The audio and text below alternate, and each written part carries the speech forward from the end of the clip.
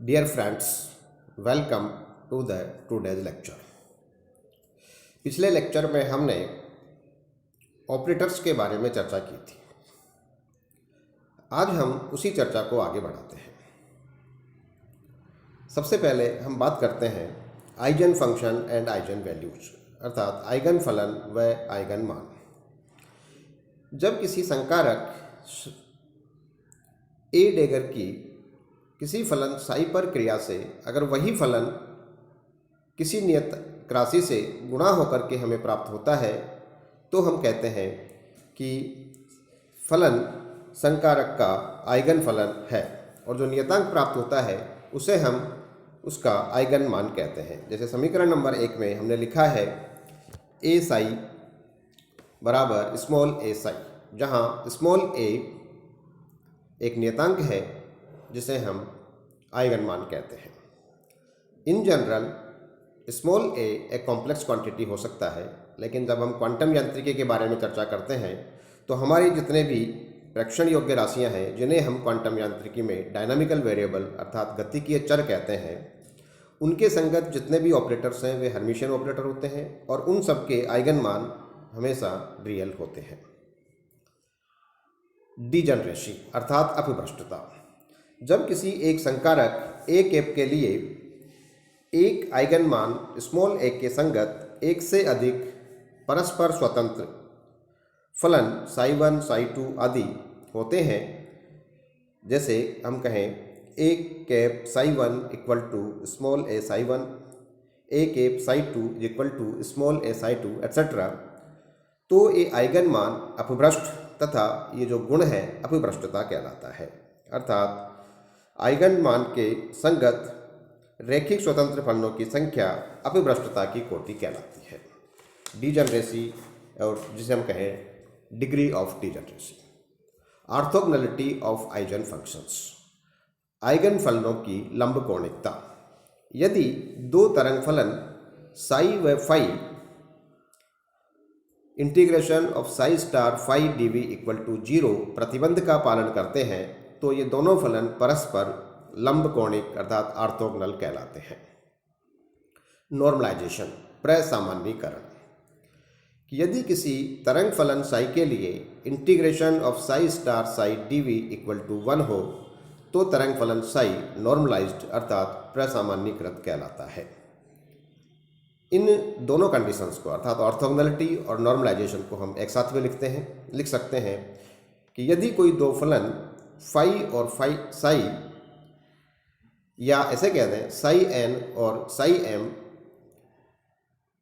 प्रतिबंध integration of psi n star psi m dv equal to delta m n हो। जैसा कि आप जानते हैं delta m n Kronecker delta है जिसका मान 0 होता है यदि दोनों सब स्क्रिप्ट डिफरेंट हो, अर्थात n is not equal to m, और एक होता है यदि दोनों स्क्रिप्ट बराबर हो एन इक्वल टू एम। और इस एक साथ लिखी हुई कंडीशन को हम ऑर्थोगोनल कंडीशन कहते हैं, अर्थात प्रसामान्य लंबकोणीयता, ऑर्थोगोनैलिटी। हर्मिशियन ऑपरेटर्स के बारे में विस्तार से आप पिछले लेक्चर में चर्चा कर चुके हैं। आगे हम बात करते हैं expectation values of dynamical variables. Dynamical variable क्या होते हैं? क्वांटम यांत्रिकी में जितने भी प्रेक्षण योग्य राशियां हैं उन सबको डायनामिकल वेरिएबल कहा जाता है, और प्रत्येक डायनामिकल वेरिएबल के साथ एक ऑपरेटर संबद्ध होता है जो स्वाभाविक रूप से हर्मिशियन ऑपरेटर होता है। जैसे अपन ने पहले देखा था, ऊर्जा के लिए, संवेग के लिए एक ऑपरेटर्स हमने परिभाषित किए थे। कुछ ऑपरेटर्स हमने टेबल में दिए हुए हैं, बहुत से ऑपरेटर आपकी पुस्तक में भी हैं जहां आप डिटेल से देख सकते हैं। एक्सपेक्टेशन वैल्यू का क्या अर्थ है? क्लासिकल मैकेनिक्स में हमने देखा था कि जब हम किसी राशि के एक से अधिक मान ज्ञात करते हैं और अधिक बेटर वैल्यू ज्ञात करनी होती है तो हम उसका औसत मान ज्ञात करते हैं। क्वांटम यांत्रिकी में औसत मान ज्ञात नहीं करते हैं, बल्कि उसके बजाय जो हम ज्ञात करते हैं उसे कहते हैं एक्सपेक्टेशन वैल्यू अर्थात प्रत्याशा मान।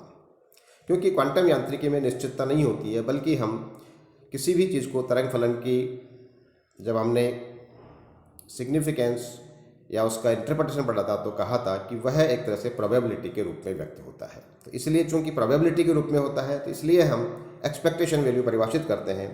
तो किसी भी गतिकीय चर ए के लिए अगर ऑपरेटर ए कैप हो तो उसका किसी निकाय की स्टेट साई के लिए या तरंग फलन साई के लिए प्रत्याशा मान ए बराबर होता है integration of psi star A cap psi dv divided by psi star psi dv का इंटीग्रेशन। और जानते हैं कि अगर नॉर्मलाइज्ड फलन हो तो नीचे जो राशि हमने लिखी है वो 1 होती है और उस स्थिति में expectation value of A is equal to integration of psi star A cap psi dv होता है।